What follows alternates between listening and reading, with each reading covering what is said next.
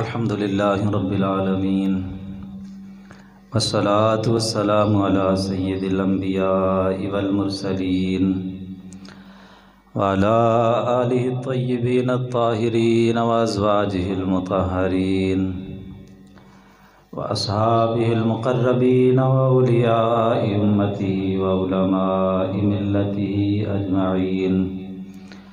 قال الله تبارك وتعالى في كلامه المجيد والفرقان الحميد: قد جاءكم من الله نور وكتاب مبين. صدق الله العلي العظيم وبلغنا رسوله النبي الكريم الرؤوف الأمين. قال الله تعالى: إن الله وملائكته يصلون على النبي يا أيها الذين آمنوا صلوا عليه وسلموا تسليما. الصلاة والسلام عليك يا رسول الله وعلى آلك وصحبك يا حبيب الله. الصلاة والسلام عليك يا نبي الله وعلى آلك وصحبك يا رحمة للعالمين. الصلاة والسلام عليك يا شفيع المذنبين وعلى آلك وأصحابك يا جد الحسن والحسين. طلسم کن سے قائم بزم ہست و بود ہو جانا، اشارے ہی سے موجودات کا موجود ہو جانا، عناصر کا شعور زندگی سے بہرہ ور ہونا، لپٹ کر آب و خاک و باد و آتش کا بشر ہونا. یہ کیا تھا، کس لیے، کس کے لیے تھا، مدعا کیا تھا؟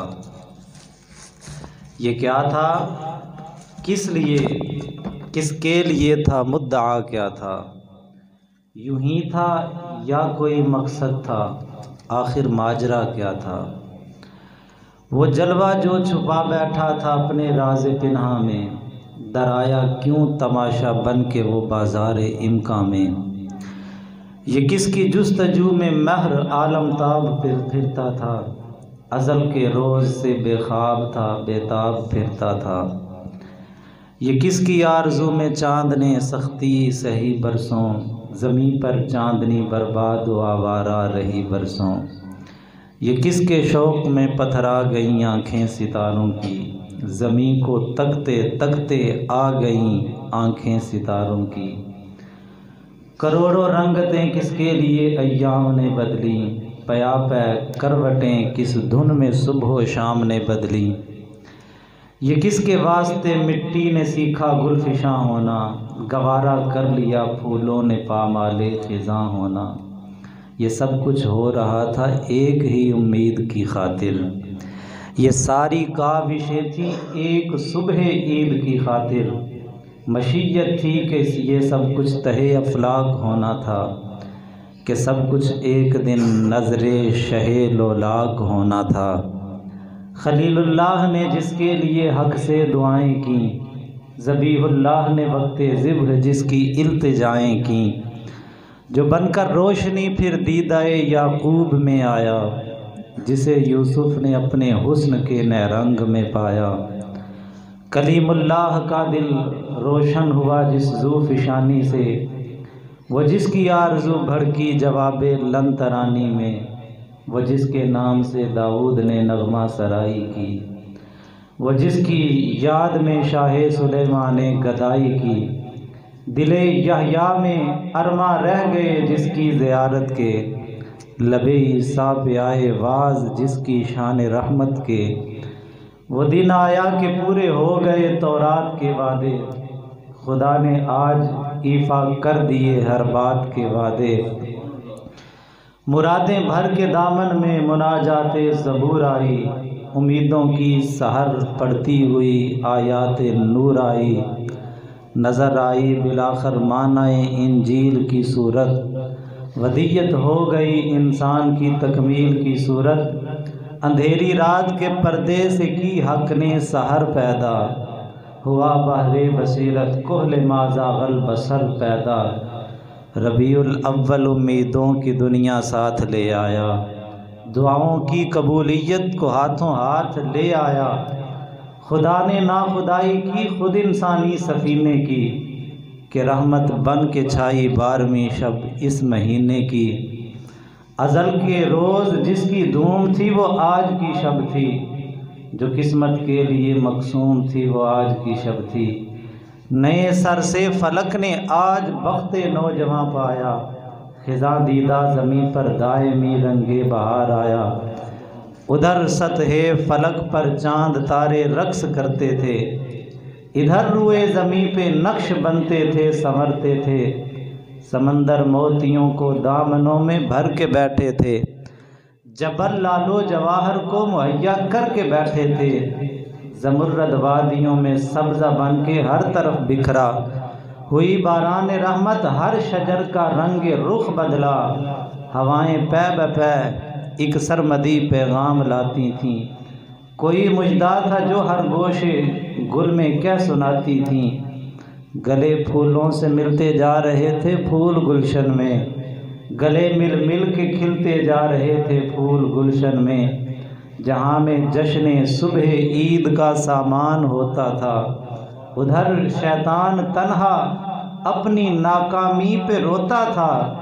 نظر آئیں جو محکم فطرت کامل کی بنیادیں، دھڑک کر زلزلے سے ہل گئی باطل کی بنیادیں۔ ستون مکے میں قائم ہو گئے جب دین بیدا کے، گرے غش کھا کے 14 کنگرے ایوان کسریٰ کے۔ سرے فاراں پہ لہرانے لگا جب نور کا جھنڈا، ہوا ایک آہ بھر کے فارس کا آتش کدا ٹھنڈا۔ یکایک ہو گئی ساری فضا تمثال آئینہ، نظر آیا معلق عرش تک ایک نور کا زینہ۔ صدا ہاتف نے دی ساکنان خطہ ہستی، ہوئی جاتی ہے پھر آباد یہ اجڑی ہوئی بستی۔ مبارکباد ہے ان کے لیے جو ظلم سہتے ہیں، کہیں جن کو امان ملتی نہیں برباد رہتے ہیں۔ مبارکباد بیواؤں کو حسرت زار نگاہوں کو، اثر بخشا گیا نالوں کو فریادوں کو آہوں کو۔ مبارک ٹھوکریں کھا کھا کے پہم گرنے والوں کو، مبارک دشت غربت میں بھٹکتے پھرنے والوں کو۔ مبارک ہو کہ ختم المرسلین تشریف لے آئے، جناب رحمت للعالمین تشریف لے آئے۔ بصد انداز یکتائی بغایت شان زیبائی، امین بن کر امانت آمنہ کی گود میں آئی۔ حریم قدس سے میٹھے ترانوں کی صدا گونجی، مبارکباد بن کے شادیانوں کی صدا گونجی۔ فرشتوں کی سلامی دینے والی فوج گاتی تھی، جناب آمنہ سنتی تھیں یہ آواز آتی تھی۔ سلام اے آمنہ کے لال اے محبوب سبحانی، سلام اے فخر موجودات فخر نوع انسانی، سلام اے ذل رحمانی، سلام اے نور یزدانی۔ تیرا نقش قدم ہے زندگی کی لوح پیشانی، سلام اے سر وحدت اے سراج بزم ایمانی۔ زہے یہ عزت افزائی زہے تشریف ارزانی، تیرے آنے سے رونق آ گئی گلزار ہستی میں، شریک حال قسمت ہو گیا پھر فضل ربانی۔ تیری صورت تیری سیرت تیرا نقشہ تیرا جلوہ، تبسم گفتگو بندہ نوازی خندہ پیشانی۔ اگرچہ فقر و فخری رتبہ ہے تیری قناعت کا، مگر قدموں تلے ہے فر کسرائی و خاکانی۔ زمانہ منتظر ہے اب نئی شیرازہ بندی کا، بہت کچھ ہو چکے اجزائے ہستی کی پریشانی۔ سلام اے آتشیں زنجیر باطل توڑنے والے، سلام اے خاک کے ٹوٹے ہوئے دل جوڑنے والے۔ اللہ رب العزت کی حمد و ثنا نبی مکرم شفیع معظم حضور سیدی و مولائی و آقائی و ملجائی احمد مجتبیٰ حضور سیدنا محمد مصطفیٰ صلی اللہ علیہ وسلم کی بارگاہ مقدسہ میں ہدیہ درود و سلام عرض کرنے کے بعد، عزیز دوستو، آج 12 ربیع الاول شریف دنیا انسانی کا ایک بابرکت اور رحمتوں سے بھرپور دن کہ اس دن وہ ہستی آتی ہیں کہ اگر وہ نہ آتے تو دنیا کو وجود نہ ملتا، جن کے صدقے سے کل کائنات کو وجود بخشا گیا، فلک خوبصورت سجایا نہ ہوندا، کسے شاید ابھی تھے سایہ نہ ہوندا، کوئی چیز ادھر نہ ہوتی، فقط ایک مصطفیٰ جان رحمت صلی اللہ علیہ وسلم کی ذات والا صفات کے لیے اللہ رب العزت نے یہ بزم ہست و بود کو سجایا۔ عزیز دوستو، بچے کس گھر میں پیدا نہیں ہوتے اور کس گھر میں بچے کی پیدائش پر خوشی کا اظہار نہیں کیا جاتا، یہ چیز تو کسی سے مخفی نہیں ہے، ہر انسان بخوبی اس کو جانتا ہے کہ جب بچے پیدا ہوتے ہیں تو پھر خوشی کا اظہار بھی ہوتا ہے۔ لیکن عجب بات ہے، یہ پھل جتنا کچا ہوتا ہے اتنا ہی میٹھا ہوتا ہے، جوں جوں یہ پھل پکتا جاتا ہے کڑوا، کسیلا، کھٹا اور پھیکا ہوتا جاتا ہے۔ ویسے تو دوسرے پھل بھی پک کے اپنا ذائقہ بدل جاتے ہیں، یہ کیلا، سیب، یہ جتنے پھل ہیں زیادہ دیر پک کے یہ اپنی مٹھاس کو برقرار نہیں رکھتے۔ چھوٹا بچہ گلاس توڑ دے تو غصہ نہیں لگتا، اور وہی 10 سال کا بچہ توڑے تو ایک تھپڑ بھی پڑتا ہے۔ بھئی اس وقت کیوں غصہ نہیں لگا؟ کیونکہ ابھی وہ بڑا میٹھا پھل تھا۔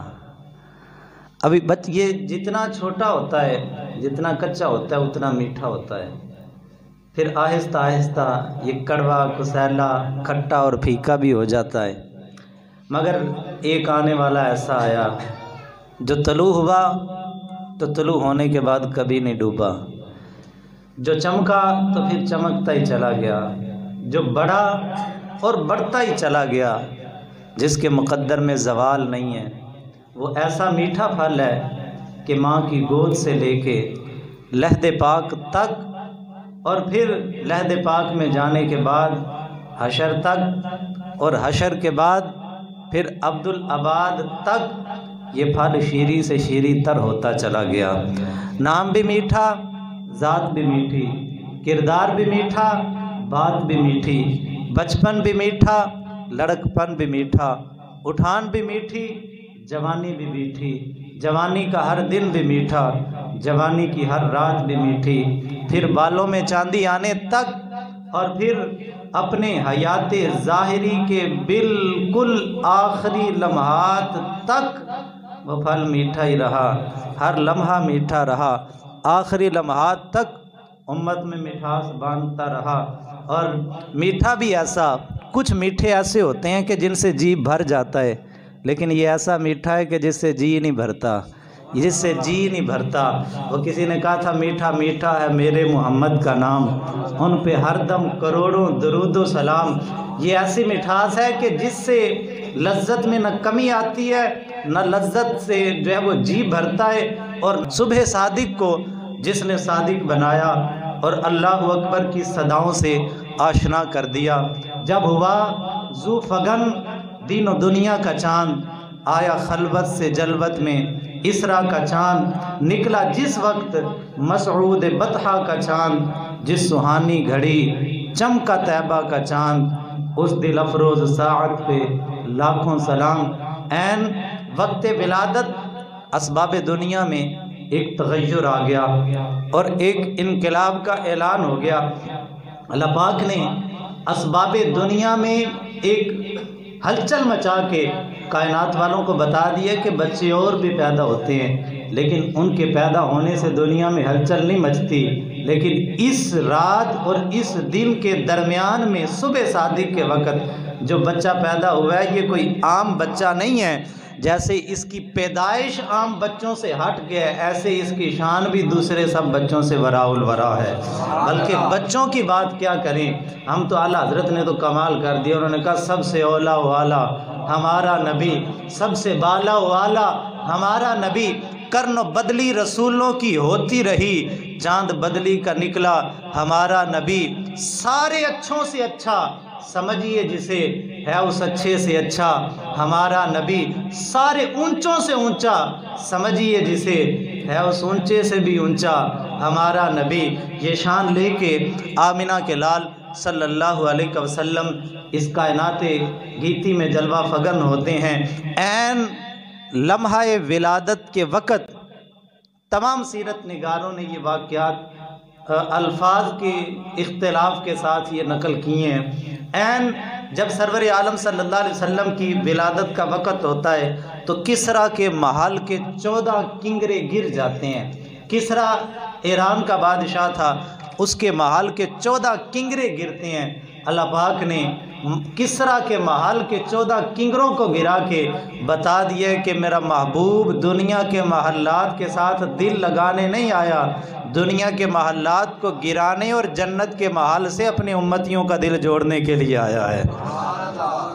اور کیوں نہ ہو، یہ محل ختم ہو جانے ہیں، جنت والے محل ہمیشہ قائم رہنے ہیں۔ اولاد کے مستقبل کا، روشن مستقبل کا سوچنے والوں، اصل مستقبل تو قبر ہے، اصل مستقبل تو حشر ہے، اصل مستقبل تو جنت دوزخ کا معاملہ ہے۔ اگر وہ مستقبل برباد ہو گیا تو پھر ہمیشہ کی بربادی ہے۔ اور یہ دنیا کا مستقبل اگر برباد بھی ظاہری طور پہ ہو جائے اور آخرت کا مستقبل آباد ہو جائے تو خدا کی قسم سودا بڑے نفع کا ہے۔ پہلی وجہ یہ کہ نبی پاک صلی اللہ علیہ وسلم کے آنے سے کسریٰ کے محل کے 14 کنگرے گر جاتے ہیں۔ اور دوسرا علماء لکھتے ہیں سبب یہ تھا، اللہ پاک نے کسریٰ بادشاہ کے محل کے کنگروں کو گرا کے کائنات والوں کو بتایا ہے یہ میرا نبی کوئی عام نبی نہیں، یہ بادشاہت لے کے آیا ہے، یہ وہ دین لے کے آیا ہے کہ جس نے آتے ہی بادشاہوں کے محلات میں تہلکہ مچا دیا۔ اور یہ وہ ہیں جن کی شاہی زمین پہ بھی چلتی ہے، جن کی شاہی آسمان پہ بھی چلتی ہے۔ فرش والے تیری شوکت کا علو کیا جانے، خسروا عرش پہ اڑتا ہے پھریرا تیرا۔ جس کی سلطانی اور جس کی سرداری اور جس کی حکومت کا جھنڈا رب قدوس نے عرش پہ لگایا ہو، زمین والوں کو اس کی شان اور عظمت کا کیا اندازہ ہو سکتا ہے۔ فرش والے تیری شوکت کا علو کیا جانے، خسروا عرش پہ اڑتا ہے پھریرا تیرا۔ اور محل اور بھی بہت سے تھے، مکے میں کچی کچی جھونپڑیاں بھی تھیں، لیکن قربان جائیں مصطفیٰ جان رحمت صلی اللہ علیہ وسلم کی جلوہ گری ہوتی ہے۔ بادشاہوں کے محلات لرزتے ہیں، بادشاہوں کے محلات میں زلزلے آتے ہیں۔ اور کیوں؟ وجہ یہ ہے کہ بادشاہوں کے جو محل ہوتے ہیں یہ عموماً غریبوں کے خون پسینے پہ ہوتے ہیں۔ وہ چاہے کسریٰ بادشاہ کا محل ہو، وہ چاہے فرعون کا محل ہو، وہ چاہے نمرود کا محل ہو، وہ چاہے اکبر بادشاہ کا محل ہو، وہ چاہے آج 70 سال ہو گئے ہیں اس ملک پہ قابض ہونے والے حکمرانوں کے محلات ہوں، وہ چاہے رائے وینڈ کا محل ہو، وہ چاہے اسلام آباد بنی گالا کا محل ہو، یہ بادشاہوں کے محلات غریبوں کے خون پسینے پہ ہوتے ہیں۔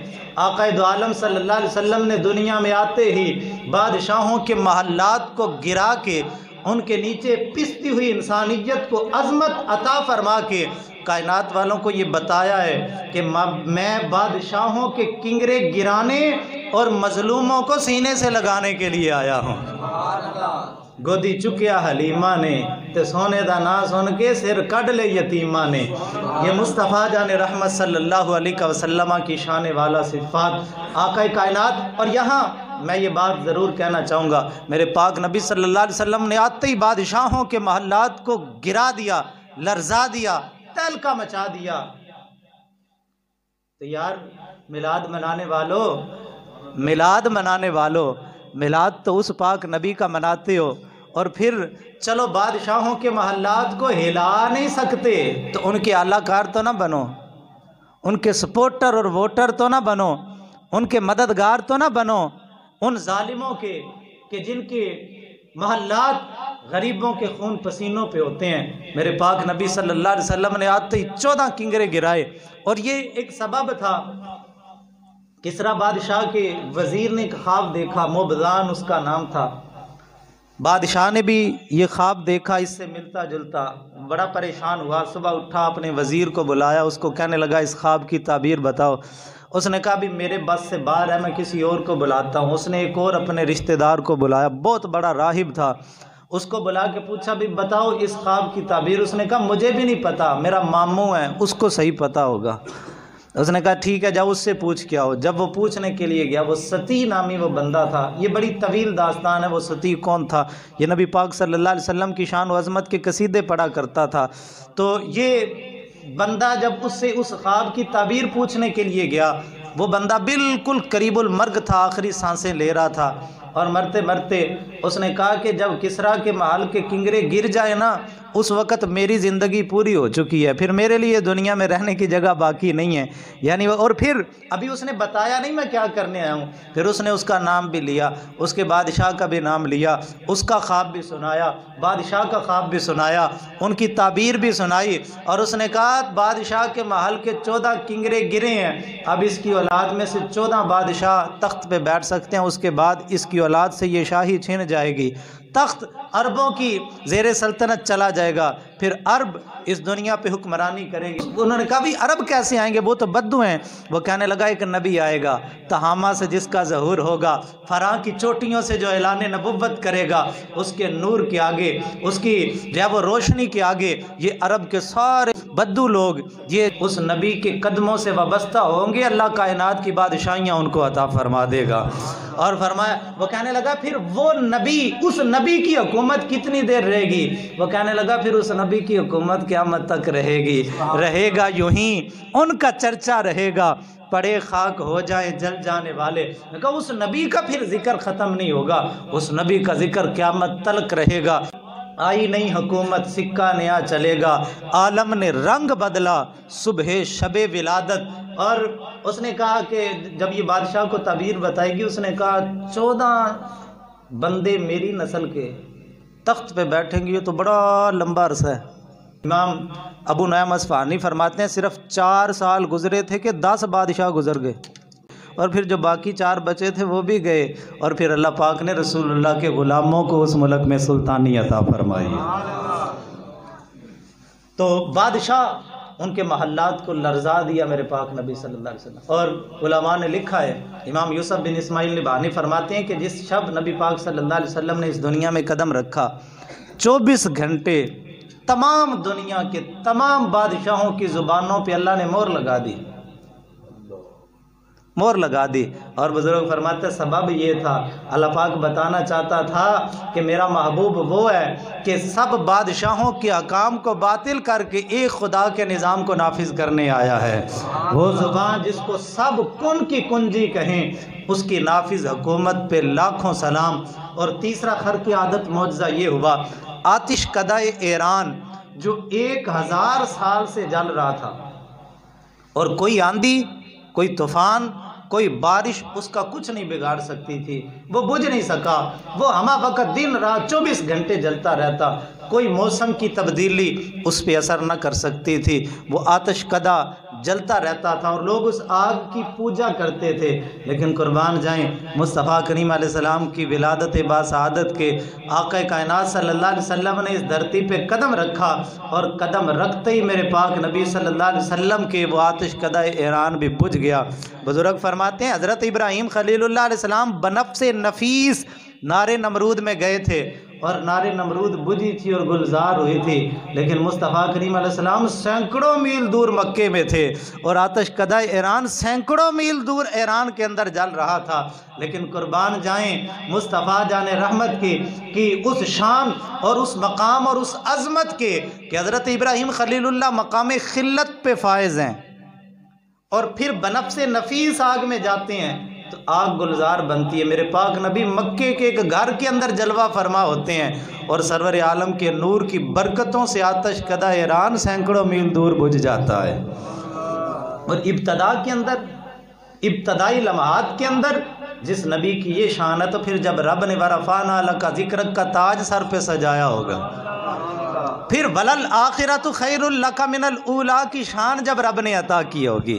پھر میرے پاک نبی صلی اللہ علیہ وسلم کی عزتوں اور عظمتوں کا مقام و مرتبہ کیا ہوگا۔ سرور عالم صلی اللہ علیہ وسلم کا وقت ولادت عین صبح صادق کے وقت مصطفیٰ جان رحمت اس دنیا میں تشریف لاتے ہیں۔ نبی پاک صلی اللہ علیہ وسلم کی اماں جان، آپ کی جو اس وقت خدمت کرنے والی بی بی تھیں، بی بی ثویبہ ان کا نام تھا، نبی پاک صلی اللہ علیہ وسلم کی خدمت اقدس میں وہ حاضر تھیں، اور سرور عالم صلی اللہ علیہ وسلم اور بی بی شفا رضی اللہ تعالی عنہا یہ فرماتی ہیں، خدا کی قسم امام جلال الدین سیوطی رحمۃ اللہ تعالی علیہ نے اس کو نقل کیا، آپ فرماتی ہیں کہ میں بھی اماں آمینہ سلام اللہ علیہا کے گھر کے اندر موجود تھی، بالکل جب لمحہ ولادت قریب آیا، فرماتی ہیں کہ میں نے باہر نکل کے جب مجھے عجیب سی ہلچل محسوس ہوئی، میں نے باہر نکل کے جب نظر دوڑائی تو آسمان کے ستارے آمینہ کے گھر کے قریب آ چکے تھے۔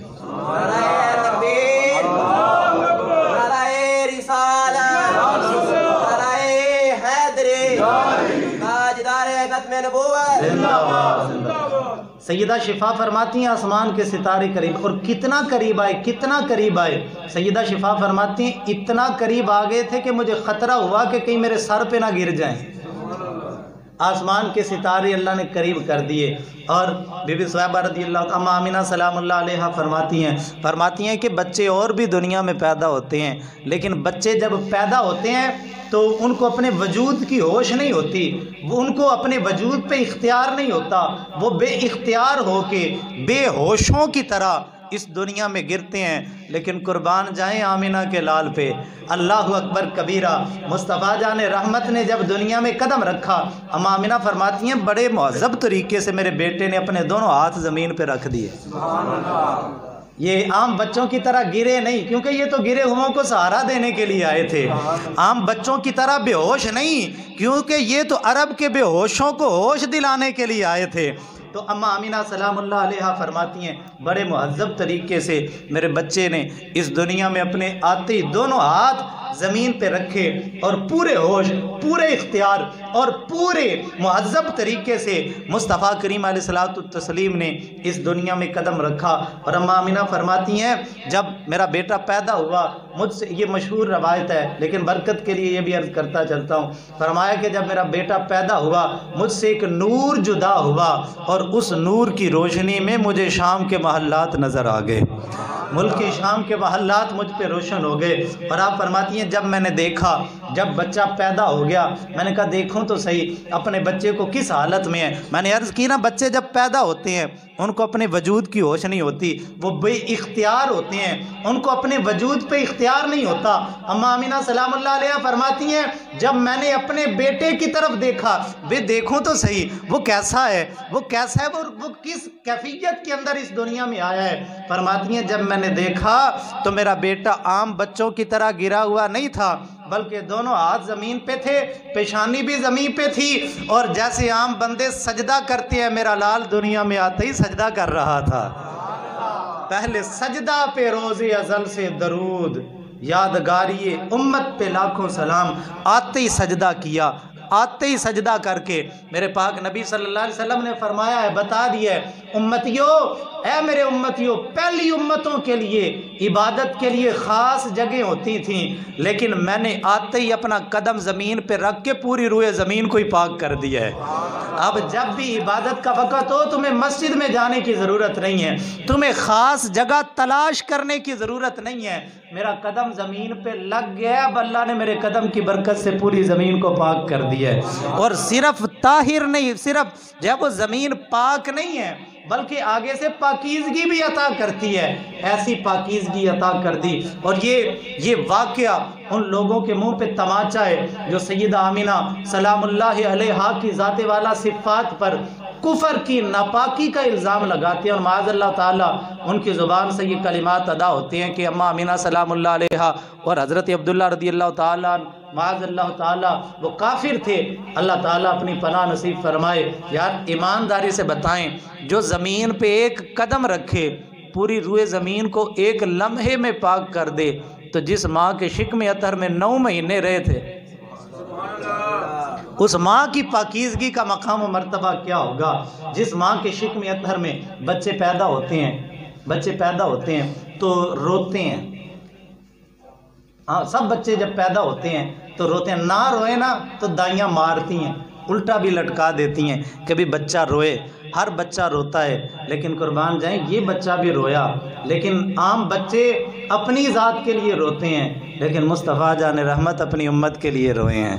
پہلے سجدہ پہ روز ازل سے درود، یادگاری امت پہ لاکھوں سلام۔ اعلیٰ حضرت نے فرمایا کہ وہ تو آتے ہی دنیا میں سر سجدے میں رکھ کے، اما آمینہ فرماتی ہیں جب بچہ سر سجدے میں تھا اور ہونٹ ہل رہے تھے، میں نے کہا سنو تو صحیح میرا بچہ کہتا کیا ہے؟ فرماتی ہیں جب میں نے اپنے کان قریب کیے تو آواز یہی آ رہی تھی، ربی حبلی امتی، ربی حبلی امتی، ربی حبلی امتی، ربی حبلی امتی کہتے ہوئے سرکار آئے، عرض کر رہے تھے مولا میری امت میرے حوالے نہیں کر دیتا، مالک میری امت کو میرے حوالے کر دے، اے اللہ میری امت کے معاملات میرے سپرد فرما دے۔ یہ تو بعد میں اللہ پاک نے پھر فرمایا نا بھلا سوف یؤتیک ربک فترضی، حبیب پریشان نہ ہو، ہم امت کے معاملے میں تجھے ایسا راضی کریں گے، ایسا عطا کریں گے، ایسا عطا کریں گے کہ تو راضی ہو جائے گا۔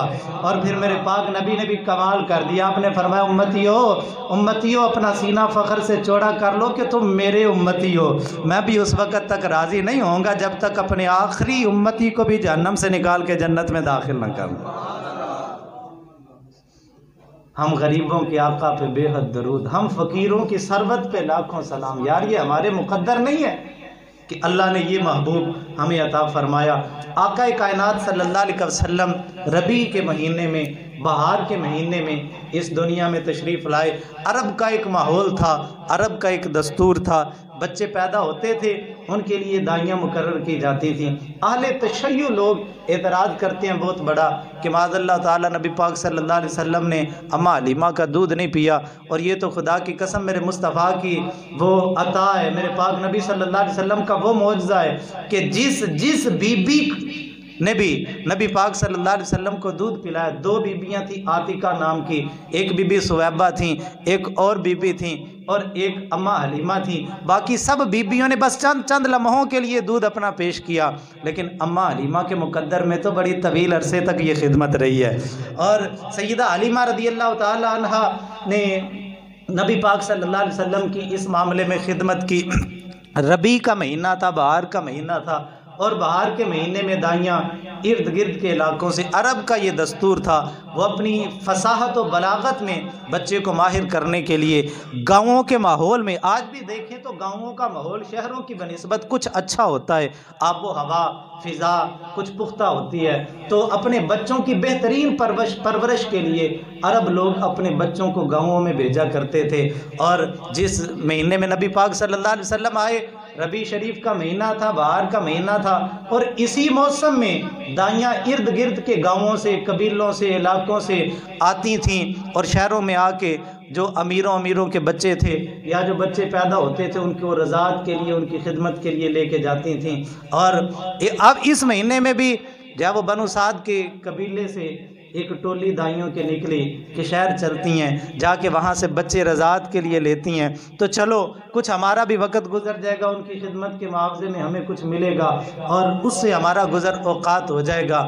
وہ بڑی اعلیٰ نسب، اور یہ کوئی عیب نہیں تھا، یہ شرف والی بات ہوتی تھی کہ بڑے اونچے خاندان، بنو سعد قبیلہ کوئی عام نہیں تھا، بڑے عز و شرف والا قبیلہ تھا، اس قبیلے کی دائیاں نکلیں اکٹھی ہو کے، اور ان میں ایک غریبنی سی بھی تھی جو وہ کسی نے کہا تھا میں آپ بھی ماڑی ہاں، میری کلی بھی ماڑی ہے، پر میری گود وچ نبیاں دا سلطان بڑا سونا۔ اور اعظم چشتی نے تو کمال کر دی، وہ کہنے لگے کون آیا جدے آن دی خاطر ہویاں گلی گلی روشنائیاں، ابراہیمی گلشن اندر اج عجب بہاراں آئیاں، جس نو حاصل کرن دی خاطر پئیاں مکے وچ دعائیاں، اعظم لال حلیمہ لے گئی ہاتھ مل دیاں رہ گئیاں دائیاں۔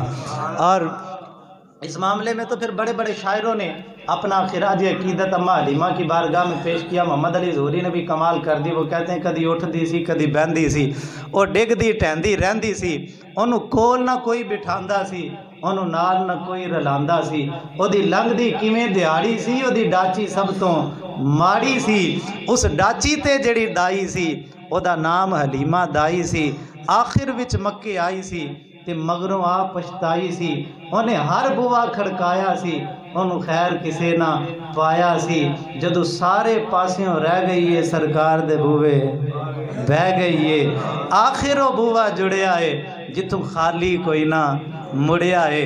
اما حلیمہ رضی اللہ تعالیٰ عنہ یہ سب سے آخر میں پہنچی کیونکہ خود بھی کمزور تھیں، غریب تھیں اور ان کی سواری بھی کمزور تھی، اور یہ تقریباً تمام سیرت نگاروں نے مختلف الفاظ کے ساتھ اس واقعے کو نقل کیا۔ اما حلیمہ رضی اللہ تعالیٰ عنہ فرماتی ہیں کہ میرے آنے سے پہلے ہی جو بنو سعد کی دائیاں تھیں انہوں نے مکے کے بڑے بڑے امیر بچوں کو اپنی اپنی گودوں میں لے لیا، اور یہ تو تقریباً تمام سیرت نگاروں نے لکھا ہے کہ یہ تو خام خیالی ہے نا کہ وہ دائیاں آتی تھیں اور آ کے یہ دیکھتی تھی بھی یہ بچہ یتیم ہے، اس کے بدلے میں معاذ اللہ تعالیٰ کیا ملے گا، اور یہ سوچ کے چھوڑ جاتی تھیں۔ نہ سبب یہ نہیں تھا، سبب یہ تھا کہ اللہ نے میرے نبی کی دائی کو ازل سے ہی پسند کر کے رکھا ہوا تھا، وہ چنی ہوئی تھیں۔ اور یہ تو اما حلیمہ فرماتی ہیں کہ جب حضور میری گود میں ہے پھر کبھی کبھی خیال آتا، پھر اچانک میرے دل میں خیال آیا کہ یار اگر مجھے یہ لال نہ ملتا تو میرا کیا بنتا، تو فرماتی ہیں مجھے عبد المطلب بلا کے کہنے لگے حلیمہ پریشان کیوں ہوتی ہے، پریشان کیوں ہوتی ہے، اور مجھے پوچھنے لگے تیرا نام کیا، میں نے کہا حلیمہ قبیلہ کون سا ہے، بنو سعد۔ کہنے لگے پھر جو ہے وہ آ جا میرے گھر میں، آتینو نال لے جاما میں ایک نوری مکھ وخاما میں ساڑھے ویڑے او چن چڑھیا ہے جدہ چن بھی کلمہ پڑھیا ہے۔ فرمانے لگے حلیمہ ہمارے گھر آ۔ کہا بھی کیوں؟ کہا جب میرا بیٹا میرا پوتا پیدا ہوا تھا عاطف غیبی سے آواز آئی تھی عبد المطلب کسی دائی کو یہ بچہ نہ دینا، اس کے لیے ہم نے دائی پہلے سے چن کے رکھی ہوئی ہے، اس کا نام حلیمہ ہوگا، قبیلہ بنو سعد ہوگا۔ ہم حلیمہ فرماتی ہیں میں گئی اور جا کے جب میں پہنچی تو سیدہ آمینہ سلام اللہ علیہا نے وہ مبارک وجود جب میری جھولی میں ڈالا، فرماتی ہیں کہ جو بستر سبز رنگ کا تھا اور لباس چٹا سفید رنگ کا تھا اور سفید رنگ میں لپٹا ہوا اور سبز رنگ کے بستر میں وہ بچہ جب میں نے گود میں اٹھایا، فرماتی ہیں خدا کی قسم کستوری کی مہک آ رہی تھی۔ بچوں کو خوشبوئیں نہیں لوگ لگاتے کیونکہ وہ خطرات ہوتے ہیں جنات وغیرہ کے اور اس طرح کے معاملات ہوتے ہیں، اس وجہ سے بچوں سے پرہیز کی جاتی ہے، لیکن یہ کوئی عام بچہ تو نہیں تھا، اس کو خوشبو لگانے کی بھی ضرورت نہیں تھی۔ اور روایات کے اندر آتا ہے اماں آمینہ فرماتی ہیں کہ جب میں نے دیکھا کہ جب دائیوں نے اٹھایا کہ بھی بچے کی جو غلاظت والے معاملات ہوتے ہیں ان کی صفائی کا اہتمام کریں، تو میرے پاک نبی کو غسل دیا ہوا تھا، ختنہ شدہ تھے، مختون ناڑو کٹا ہوا تھا۔ اور یہاں رک کے میں یہ بات عرض کرنا چاہوں گا، جو لوگ جو ہے وہ کچھ بڑے بڑے عجیب قسم کے اعتراضات کر دیتے ہیں، نبی پاک صلی اللہ علیہ وسلم انسان بچہ ماں کے پیٹ میں اس ناڑو کے ذریعے خوراک لیتا ہے، اس ناڑو کے ذریعے خوراک بچے کے پیٹ میں جاتی ہے۔ میرے پاک نبی دنیا میں آتے ہیں، ناڑو تو ہے ہی نہیں ہے، مختون بھی ہیں، ناف بھی کٹی ہوئی ہے، اور اس شان کے ساتھ میرے مصطفیٰ آتے ہیں۔ اللہ پاک بتانا چاہتا ہے میرا حبیب اپنی زندگی میں اس کا بھی محتاج نہیں ہے، یہ کھانے پینے کی محتاجی نہیں ہے میرے محبوب کو، میرا محبوب بڑی شانیں لے کے آ رہا ہے۔ اور مصطفیٰ کریم اماں آمینہ فرماتی ہیں دائیوں نے اٹھایا، غسل بھی ہوا، ختنہ بھی ہوا، خوشبو لگی ہوئی اور بالوں میں کنگھی لگی ہوئی، تیل بھی لگا ہوا، آنکھوں میں سرما بھی لگا ہوا، بدہا مکھڑا واللیل زلف ما زاغ دا کجل پایا ہے، لوکی سارے رل مل کہندے نے واہ یار نو رب نے سجایا ہے۔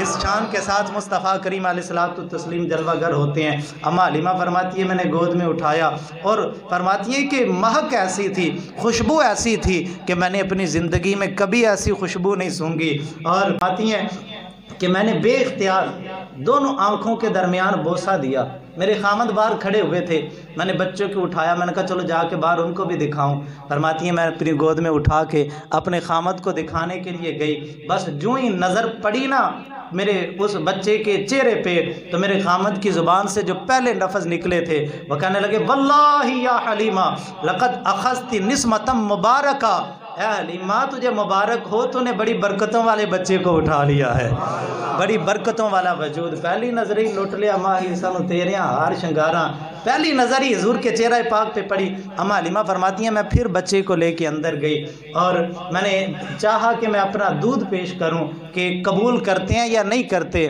اور فرماتی ہیں کہ میں نے اپنا دودھ پیش کیا. فرماتی ہیں میں تو غریب تھی, کئی دن کے فاقے ہوتے تھے, اور جب فاقے ہوں پھر دودھ اتر بھی جایا کرتا ہے. فرماتی ہیں میرا بچہ تو کئی دن بھوکا رہتا تھا, میرا دودھ اترتا ہی بہت کم تھا. فرماتی ہیں لیکن جو ہی میں نے محمد صلی اللہ علیہ وسلم کو اپنا دودھ مبارک پیش کیا, فرماتی ہیں پھر پتہ نہیں سوتے کہاں سے پھوٹ گئے, کنیکشن لگتا تھا جیسے جنت کی نہر سے جڑ گیا ہو. پھر دودھ ایسے جاری ہوا. اور فرماتی ہیں پھر عورتوں کی عادت ہوتی ہے, پہلے ایک طرف سے دودھ پیش کرتی ہیں, پھر دوسری طرف سے پیش کرتی ہیں. فرماتی ہیں میں نے عادت کے مطابق پہلے ایک طرف سے دودھ پلایا, پھر دوسری طرف پیش کی تو میرے بیٹے محمد نے اپنا منہ پھیر لیا. اللہ اکبر کبیرہ. مثل مادر حلیمہ پہ احسان کریں, ان کی بخشش کا طفلی میں ساماں کریں, پاس حق کے رضاعت کا ہر آن کریں, بھائیوں کے لیے ترک پستہ کریں, دودھ پیتوں کی نسبت پہ لاکھوں سلام. میرے پاک نبی نے دنیا میں آتے ہی ایک طرف سے اپنا حق وصول کیا, دوسری طرف اماں حلیمہ کے بیٹے کے لیے حق چھوڑ کے کائنات والوں کو بتا دیا میں دنیا میں آتے ہی حقوق کو پامال کرنے کے لیے نہیں آیا بلکہ حقوق ادا کرنے کے لیے آیا ہوں. پاس حق بھائیوں کے لیے ترک پستہ کریں, دودھ پیتوں کی نسبت پہ لاکھوں سلام. آمنہ بی بی سلام اللہ علیہ اماں حلیمہ فرماتی ہیں کہ انہوں نے پھر بڑی محبت سے مجھے اپنے بیٹے کے بارے میں سب کچھ بتایا. اماں حلیمہ فرماتی ہیں کہ ایک عرصہ زندگی کا بیتا تھا بچوں کو دودھ پلاتے ہوئے, لیکن بچوں کو دودھ پلاتے پلاتے محبت آہستہ آہستہ ہوتی ہے, لیکن یہ بچہ تو پتہ نہیں کیا کمال تھا, بس پہلی نظر میں وہ تیریاں تک کے ادامہ میں تے مرید ہو گئی. اماں حلیمہ فرماتی ہیں بس پہلی نظر میں میں تو اپنے بیٹے محمد کی مرید ہو گئی. اماں حلیمہ فرماتی ہیں لے کے میں اپنے خیمے میں آئی, اور پھر فرماتی ہیں بس خیمہ تو وہی تھا جس میں پہلے بھی آتی تھی, اور میرے آنے سے خیمے میں کوئی فرق نہیں پڑتا تھا, لیکن بس اپنے ساتھ جب محمد کو لے کے آئی تو میرے خیمے کا رنگ ہی بدل گیا. عرصہ ہوا طیبہ کی گلیوں سے وہ گزرے تھے, اس وقت بھی گلیوں میں خوشبو ہے پسینے کی. میرے پاک نبی تو جدھر جدھر سے وہ ایک بار گزرے ہیں نصیر. سنا ہے آج تک اس پیڑ کا سایہ مہکتا ہے.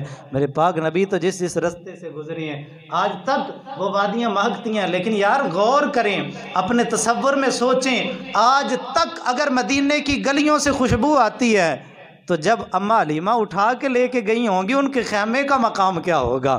فرماتی ہیں عجب رونقیں, ہم تو غریب تھے, ہمارے گھروں میں خوشی کہاں آتی تھی, لیکن فرماتی ہیں جو ہی میں محمد کو لے کے گئی, میری اونٹنی جو کمزور تھی دودھ اس نے کہاں دینا تھا, لیکن اس کے تھن دودھ سے بھر گئے. میں نے ایک برتن لے کے آئی کہ دودھ سے بھر گیا, دوسرا بھرا, تیسرا بھرا, جتنے برتن تھے سارے ہی بھر گئے. اللہ نے میرے بیٹے محمد کی آتے ہی میرے خیمے میں برکتوں کا نزول فرما دیا. آج لوگ کہتے ہیں اماں حلیمہ نے حضور کو پالا. نہیں, اماں حلیمہ نے حضور کو نہیں پالا, میرے پاک نبی نے اماں حلیمہ کو پالا ہے. میرے پاک نبی کی برکتوں سے اماں حلیمہ کے گھر میں برکتوں کا نزول ہوا ہے. اور پھر اماں حلیمہ فرماتی ہیں کہ پھر واپسی کے لیے تیاریاں شروع ہو گئیں, اور فرماتی ہیں کہ جب تیاریاں شروع ہوئیں تو میں نے سوچا کہ چلو جاتے جاتے اپنے بیٹے کو کعبے کا طواف ہی کروا جاؤں.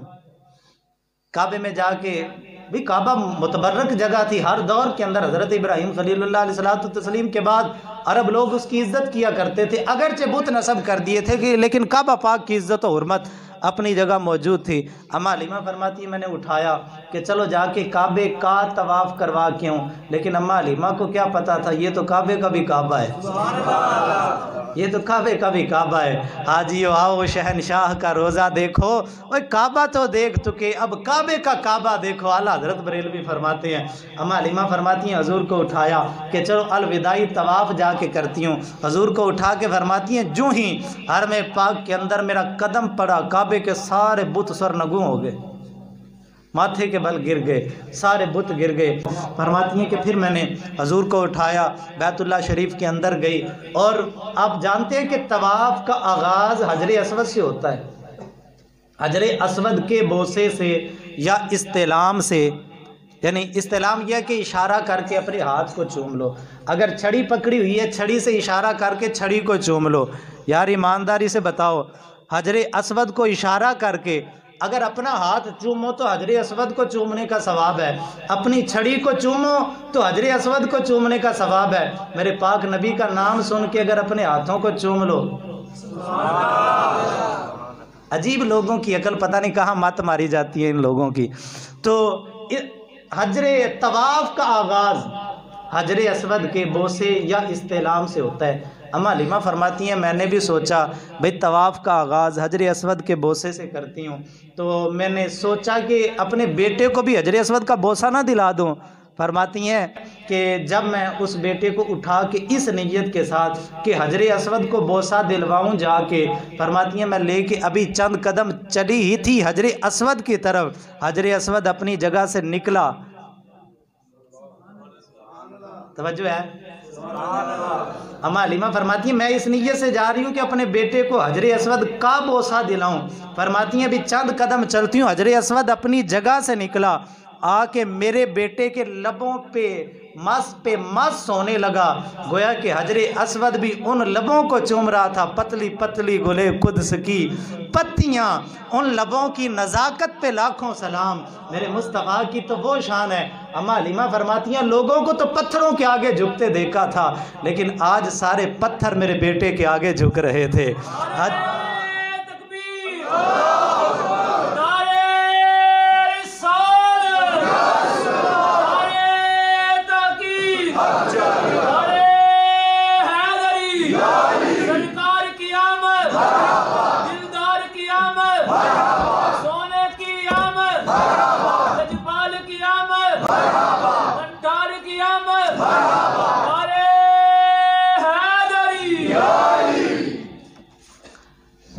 بات بڑی طویل ہو جائے گی، وقت کے دامن میں اب گنجائش نہیں ہے، اب اپنی گفتگو کو اختتام کی طرف لاتے ہیں۔ عزیز دوستو، یہ وہ مبارک لمحات کہ جن مبارک لمحات میں مصطفیٰ جان رحمت نے اس دنیا میں جلوہ گری کی۔ آج 12 ربیع الاول شریف ہے، نبی پاک صلی اللہ علیہ وسلم کا یوم ولادت ہے، اور میں بار بار یہ عرض کروں گا، پھر بار بار یہی عرض کروں گا، علماء نے اجازت دی تھی کسی حد تک، لیکن ہم لوگوں نے نا حدوں کو پامال کرنا شروع کر دیا۔ شاید کہ اتر جائے کسی دل میں میری بات کہ ایک پہ رسول اللہ صلی اللہ علیہ وسلم کا نام لکھ کے اس پہ چھری چلا کے کون سی محبت ہم کر رہے ہیں؟ یہ کیک کاٹنا تو ویسے ہی ہمارا طریقہ ہی نہیں تھا، تو چلو یار اگر کسی صورت میں اس کی اجازت مل بھی جائے تو پھر رسول اللہ صلی اللہ علیہ وسلم کا نام پاک لکھ کے، کعبہ پاک کا نقش بنا کے، نالین پاک کا نقش بنا کے، یا جناب والا یہ اوپر جو ہے وہ مسجد نبوی کا نقش بنا کے اس پہ چھری چلائی جائے، یہ محبت ہے؟ یہ تو جہالت ہے۔ بھی اپنی طرف سے محبت کا اظہار کر رہے ہو اور اصل میں تم جو ہے وہ یہ گستاخی والا معاملہ کر رہے ہو۔ ہم نے غیروں سے گلہ کیا کرنا ہے؟ ہم تو خود ان معاملات کے اندر ملوث ہو گئے۔ اذان ہو رہی ہے، باہر ڈیک چل رہے ہیں، جماعت ہو رہی ہے، باہر ڈیک چل رہے ہیں۔ بھئی نعت شریف سننا بڑا مقام ہے، بڑا مرتبہ ہے، لیکن نماز تو فرض ہے۔ نماز پڑھتے ہوئے بندے کے پاس تو قرآن اونچی آواز سے پڑھنے کی اجازت نہیں ہے، نعت پڑھنے کی اجازت کہاں سے ہوگی؟ اور پھر دف کے ساتھ ڈب بھی ساتھ لگا ہوا ہے، اور وہ گانوں والی طرزوں پہ عجیب عجیب قسم کی نعتیں جو آج کے دور میں چل رہی ہیں، اس سے بھی پرہیز کریں۔ یہ خرافات سے، بے پردگی کے معاملات سے، یہ تمام چیزیں ہیں کہ جن سے پرہیز کرنا ہمارے لیے ضروری ہے۔ کہیں یہ نہ ہو محبت کے جو ہے وہ نشے کے اندر ہم ناجائز معاملات کے اندر مبتلا ہو جائیں۔ تو اول تو ان چیزوں سے جو ہے وہ پرہیز کرنے کی کوشش کریں۔ دوسرا، آج 12 ربیع الاول شریف ہے، ہمارے بزرگوں کا طریقہ کار رہا ہے کہ 12 ربیع الاول شریف کے دن جلوس کا بھی اہتمام ہوتا ہے، تو چلو زیادہ نہیں تو تھوڑا سا کریں گے بھئی۔ میں نے کل رات کو بھی، کل دوپہر کا کھانا کھایا تھا، رات کو بھی نہیں کھایا، تو صبح بھی بالکل مختصر سا ناشتہ کیا۔ بھوک مجھے بھی لگی ہے، تو پریشان ہونے کی ضرورت نہیں ہے۔ یہ جو ہے وہ گھنٹے پونے گھنٹے کے ساتھ کوئی فرق نہیں پڑے گا۔ اور پھر بھلا کیا ہوتا ہے سیاست، یہ بھی الیکشن آنے والے ہیں، پھر جناب والا وہ لوگ جو میلاد شریف کے جلوس میں جانے کو اپنے لیے نا کہتے ہیں جی میں تو چودھری ہوں، میری تو شان سے فرق آندا ہے۔ بھئی دنیا کے معاملات میں جب کوئی ایم پی آئے ایم این اے آئے اس کے آگے بھنگڑے بھی ڈالتا ہے، تیری شان میں فرق نہیں آتا، تو رسول اللہ کا نعرہ لگاتے ہوئے تجھے شرم آتی ہے؟ نبی پاک صلی اللہ علیہ وسلم کے نام کا نعرہ لگاتے ہوئے حیا آتی ہے، چودھریوں کے نام کا نعرہ لگاتے ہوئے شرم نہیں آتی، ایم پی ایم این اے کے نعرے لگاتے ہوئے حیا نہیں آتی؟ تو نبی پاک صلی اللہ علیہ وسلم کے جلوس میں چند قدم چلتے ہوئے حیا آتی ہے، وہاں شرم آڑے آ جاتی ہے۔ تو نماز جمعہ کی ادائیگی کے فوراً بعد ہم انشاءاللہ تعالی یہاں سے نکلیں گے۔ ایک تو میلاد شریف ہے، اور دوسرا فرانس نے تازہ پھر ہمارے زخموں پہ نمک چھڑکا ہے۔ انہوں نے نبی پاک صلی اللہ علیہ وسلم کے خاکے معاذ اللہ تعالی بنا کے پھر شائع کرنے کا اعلان کیا ہے۔ ہم بڑے بے بس ہیں، بڑے مجبور ہیں کہ ہمارے ہاتھ ان کے گریبانوں تک نہیں پہنچ سکتے۔ اور خدا کی قسم، میں نے آج جھنگی میں بھی عرض کیا تھا، مسلمان شاہین ہوتا ہے اور کافر الو ہوتا ہے۔ الو ہمیشہ جب شکار کرتا ہے نا تو اس کی پرواز بالکل تھوڑی ہے، یہ چڑیا کے مقابلے میں بھی اڑ نہیں سکتا، لیکن چونکہ گوشت اس کے منہ کو لگا ہوتا ہے، اب شکار تو اس نے بھی کرنا ہوتا ہے، لیکن یہ ایک جال بچھاتا ہے، یہ دن کو شکار نہیں کرتا، کیونکہ اس کو پتہ چڑیا کی نظر پڑ گئی تو میں تو چڑیا کا مقابلہ نہیں کر سکتا، دوسرے جانوروں کا کجا کروں گا۔ یہ رات کے وقت جب چڑیاں تھک ہار کے اپنے گھونسلوں میں آ کے بیٹھتی ہیں تو یہ وہاں پہ پتھر مارتا ہے، اور چڑیاں پریشان ہو کے جب باہر نکلتی ہیں بھی دیکھیں کیا ہوا ہے، تو پھر یہ الو صاحب شاہین بن جاتے ہیں، پھر یہ باز بنتے ہیں۔ کافر ہمیشہ مسلمانوں کا شکار اس وقت کرتا ہے جب اس کو پتہ ہوتا ہے کہ تخت رسول پہ کوئی محمد مصطفیٰ کا جان نشین نہیں ہے، کوئی شاہین صلاح الدین ایوبی جیسا نہیں ہے، کوئی جناب والا محمد بن قاسم نہیں ہے، کوئی شاہین موجود نہیں ہے، اب رات ہے، اب تاریکی ہے، مسلمان سوئے ہوئے ہیں، اب وہ شکار کرتا ہے دھوکے کے ساتھ، اور پھر مسلمانوں کو اذیت دیتا ہے، ورنہ اس کی اوقات ہی کچھ نہیں، اس کی جرت ہی نہیں ہے اتنی کہ یہ مسلمان بیدار ہوں، مسلمانوں کی غیرت زندہ ہو، اور تخت رسول پہ ایک غیرت مند مسلمان موجود ہو۔ سلطان عبدالحمید آخری خلیفہ تھا خلافت عثمانیہ کا، اور آخری خلیفہ کے دور میں فرانس نے ہی خاکے ایک ڈرامہ بنایا تھا، انہوں نے کہا کہ ہم نے اس کو چلانا ہے، تھیٹر اس وقت دور تھا تھیٹروں کا، اخباروں میں اشتہار چل گئے، خبر ترکی میں آئی، سلطان کی نظر سے خبر گزری، اس نے کہا بلاؤ فرانس کے سفیر کو، انہوں نے کہا فوراً بند کر دو، انہوں نے کہا جی ہمارے ملک کے اندر آزادی اظہار رائے ہے۔ سلطان عبدالحمید نے کہا ٹھیک ہے، پھر ہمیں بھی جہاد کا، تم اگر اپنی رائے کا اظہار کرنے میں آزاد ہو تو ہم بھی جہاد کرنے میں آزاد ہیں، ہم نہیں گوارا کر سکتے۔ انہوں نے کہا میں یہ جہاد کا پرچم نکالنے لگا ہوں، اور ابھی جہاد کا اعلان کروں گا پوری ملت اسلام، اور یہ ہو سکتا ہے جہاد کا اعلان حاکم وقت کرے اور مسلمان شامل نہ ہو، اور پھر بات بھی ناموس مصطفیٰ کی ہو، مسلمان تو کٹ مرتا ہے خدا کی قسم ناموس مصطفیٰ، لیکن کافروں کو پتہ ہے کہ اب کوئی شاہین نہیں ہے۔ فرانس نے چند دنوں کے بعد خبر شائع کر دی جی ہم بند کر رہے ہیں وہ تھیٹر، یہ کتے آج بھونک رہے ہیں، اور آج سر عام فرانس کا صدر اعلان کرتا ہے جی ہم سرکاری سطح پہ یہ گستاخی کریں گے، کیونکہ وجہ یہی ہے کوئی جو ہے وہ شاہین، کوئی غیرت مند حکمران پوری 56-57 اسلامی ممالک کے اندر کوئی ایک بھی ایسا غیرت مند نظر نہیں آتا جو کہے کہ بھئی باز آ جاؤ، یہ تو آئے ہیں پھر جہاد کر کے، اور پھر ہم اپنے نبی کی گستاخی کا بدلہ لیں گے۔ تو ایک طرف تو میلاد شریف کا معاملہ بھی ہے، اور دوسرا یہ فرانس نے تازہ معاملات کیے ہیں، تو چلو کچھ اس کی مذمتی معاملات میں بھی چند قدم یہاں گلی سے نکلیں گے، اور بائی پاس تک جا کے وہاں پہ اہتمام کر کے واپس پلٹیں گے، اور نماز عصر انشاءاللہ تعالی مسجد میں ہی جماعت کے ساتھ ادا کریں گے۔ کوشش کریں کہ جو ہے وہ اس مختصر سی حاضری میں اپنی شرکت کو یقینی بنائیں۔ اللہ پاک مجھے اور آپ کو اپنی عقیدے عمل کی اصلاح کی توفیق عطا فرمائے۔